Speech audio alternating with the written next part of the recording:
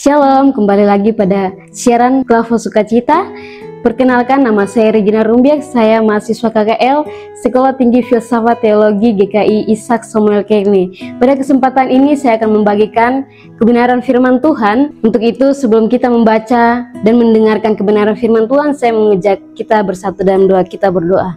Ya Tuhan, pada kesempatan ini kami akan mendengarkan kebenaran firman-Mu. Kiranya kebenaran yang akan kami baca tidak berlalu begitu saja, tetapi kami mau tanamkan itu dalam kehidupan kami dari hari lepas hari. Amin. Sahabat Klavo Sukacita, pembacaan kebenaran firman Tuhan yang akan kita baca bersama terdapat dalam Markus pasal 12 ayat yang ke-14. Saya akan membacakan untuk kita dengar bersama. Markus 12 ayat 14 dengan perikop tentang membayar pajak kepada kaisar. Orang-orang itu datang dan berkata kepadanya, "Guru, kami tahu engkau adalah seorang yang jujur dan engkau tidak takut kepada siapapun juga, sebab engkau tidak mencari muka, melainkan dengan jujur mengajar jalan Allah dengan segala kejujuran.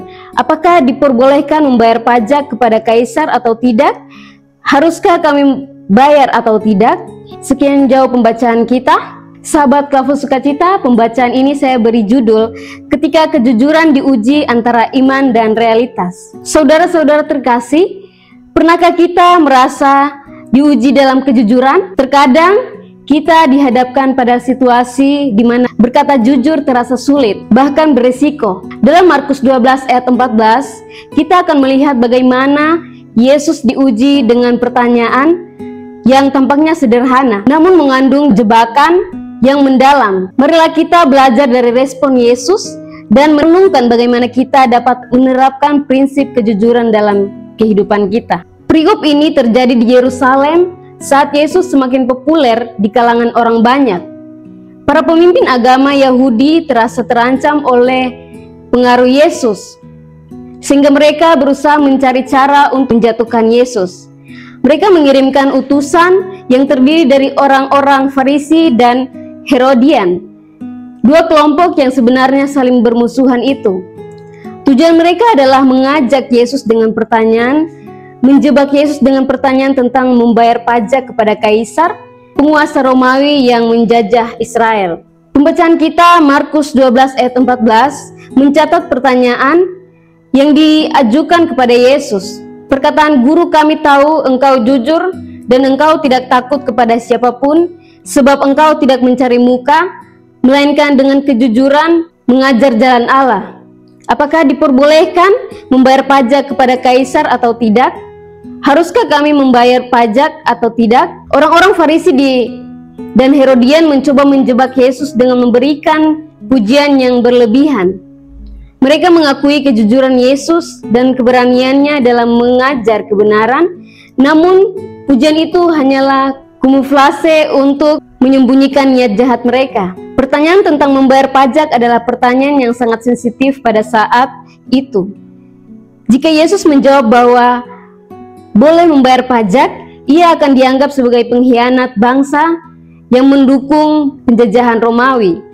Namun, jika Yesus menjawab bahwa tidak boleh membayar pajak, ia akan dituduh sebagai pemberontak terhadap pemerintah Romawi. Sahabat Klavo Sukacita, ini menekankan bahwa Yesus tidak terjebak dalam dilema yang dibuat oleh para pemimpin agama.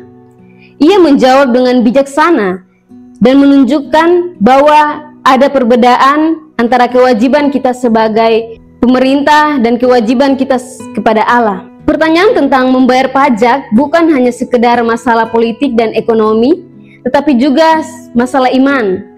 Yesus mengajarkan bahwa kita harus hidup dalam keseimbangan antara dunia dan rohani.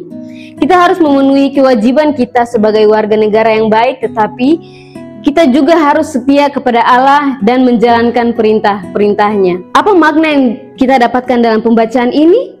Kejujuran. Yesus adalah teladan kejujuran yang sempurna. Ia tidak kompromi terhadap kebenaran meskipun hal itu dapat membahayakan dirinya.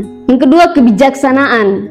Yesus menjawab pertanyaan dengan bijaksana, sehingga ia tidak terjebak dalam dilema yang dibuat oleh para pemimpin agama itu. Yang ketiga, keseimbangan.